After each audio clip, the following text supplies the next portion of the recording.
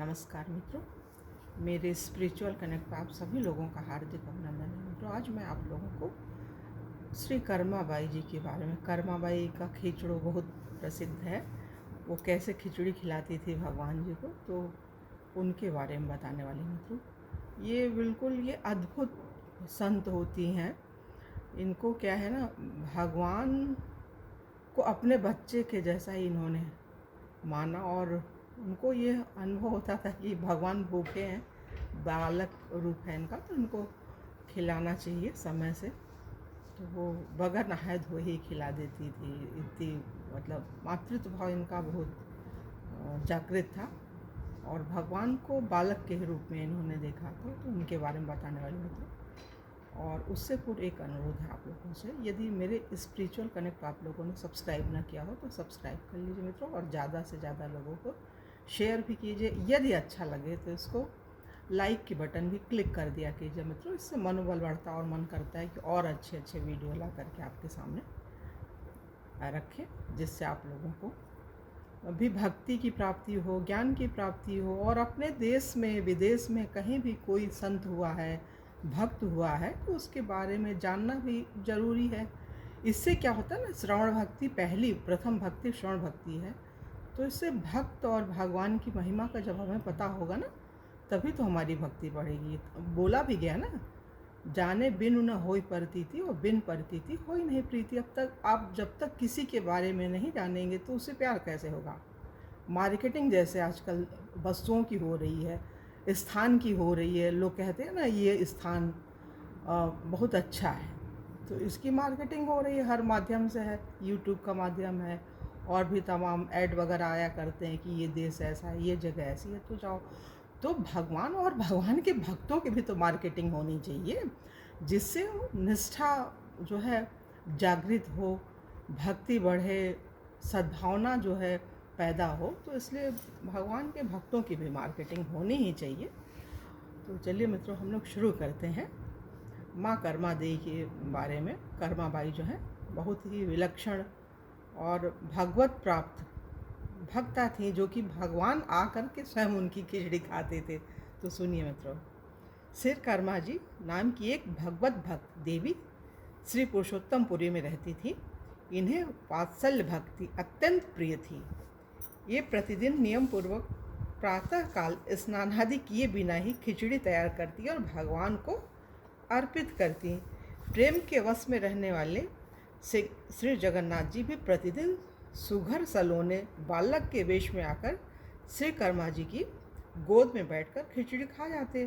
श्री कर्मा जी सदैव चिंतित रहा करती थी कि बच्चे के भोजन में कभी भी विलंब न हो जाए। इसी कारण वे किसी भी विधि विधान के पचड़े में न पड़कर अत्यंत प्रेम से सवेरे ही खिचड़ी तैयार कर लेती। एक दिन की बात है, श्री कर्मा जी के पास एक साधु आए। उन्होंने अपवित्रता के साथ खिचड़ी तैयार करके भगवान को अर्पण करते देखा। घबरा कर उन्होंने श्री कर्मा जी को पवित्रता के लिए स्नान आदि की विधियां बताई, मतलब स्नान करने के बाद बनाओ ऐसे ऐसे, ये सब तमाम तरीके बता दिए उनको।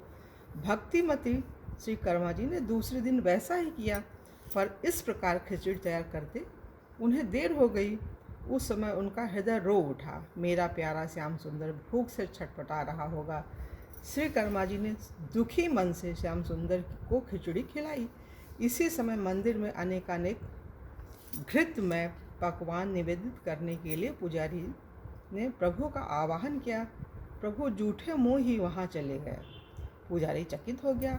उसने देखा उस दिन भगवान के मुखारविंद में खिचड़ी लगी है। पुजारी भी भक्त था, उसका हृदय क्रंदन करने लगा। उसने अत्यंत कातर होकर प्रभु से असली बात जानने की प्रार्थना की। उत्तर मिला, नित्य प्रति प्रातः काल मैं कर्माबाई के पास खिचड़ी खाने जाता हूँ। उनकी खिचड़ी मुझे बहुत मधुर और प्रिय लगती है, पर आज एक साधु ने जाकर उन्हें स्नान आदि की विधियाँ बता दी, इसीलिए खिचड़ी बनने में देर हो गई, जिससे मुझे क्षुधा का कष्ट तो हुआ ही, शीघ्रता में जूठे मुँह आ जाना पड़ा। भगवान के आज्ञानुसार पुजारी ने उस साधु को ढूंढकर प्रभु की सारी बातें बता दी। साधु घबराया हुआ श्री कर्मा जी के पास जाकर बोला, आप पूर्व की ही तरह प्रतिदिन सवेरे ही खिचड़ी बनाकर प्रभु को निवेदन कर दिया करें। आपके लिए किसी नियम की आवश्यकता नहीं, भक्ति में तो कोई नियम कानून होता ही नहीं। भक्त और भगवान कहा भी गया है ना, भक्त भक्ति भगवंत गुरु चतुर नाम वपु एक। ये 4 नाम है। वपु मीन्स शरीर तो बस एक ही है, ये चारों अलग हो ही नहीं सकते हैं।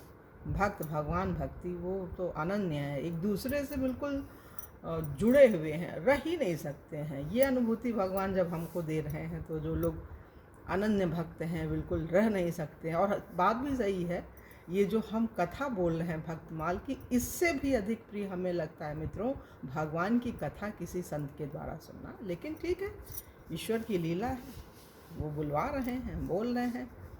जिस दिन ऐसा नहीं होगा तो भगवान नहीं चाहेंगे, हम नहीं बोल पाएंगे। लेकिन सुनना तो अद्भुत है, सुनने में तो क्या रुचि है। मन करता है 24 घंटे सुनो, खाना पीना कुछ भी, दिल से हृदय से ये आवाज़ आती है। ये खाने का ना प्रोग्राम बड़ा कठिन होता है, इसमें बहुत समय बर्बाद जाता है। और अपने लिए तो मान लीजिए आदमी न भी बनाए, जो कथा वाचक है, कथा सुनना चाहता है, लेकिन घर परिवार में रह करके तो ये संभव हो ही नहीं सकता है कि हम किसी के लिए कुछ काम ना करें। ये तो असंभव सी चीज़ है। लेकिन ठीक है, भगवान गृहस्थ में ही ये प्रेरणा दे करके हमें प्रेरित कर रहे हैं, अपनी कथा सुनने का अवसर प्रदान कर रहे हैं, रुचि जगाए हैं प्रभु। तो ये उनकी लीला है, अच्छी चीज़ है। श्री कर्मा जी उसी तरह प्रतिदिन सवेरे भगवान को खिचड़ी खिलाने लगी। श्री कर्मा जी परमात्मा के पवित्र और आनंदमय धाम में चली गईं, पर उनके प्रेम की गाथा आज भी विद्यमान है। श्री जगन्नाथ जी के मंदिर में आज भी प्रतिदिन प्रातःकाल खिचड़ी का भोग लगाया जाता है। तो मित्रों, यहाँ पे ये श्री कर्माबाई जी के बारे में, इनकी महिमा के बारे में हम लोगों ने पढ़ा सुना। और कल की वीडियो में मित्रों किसी और भक्त के बारे में बताएंगे।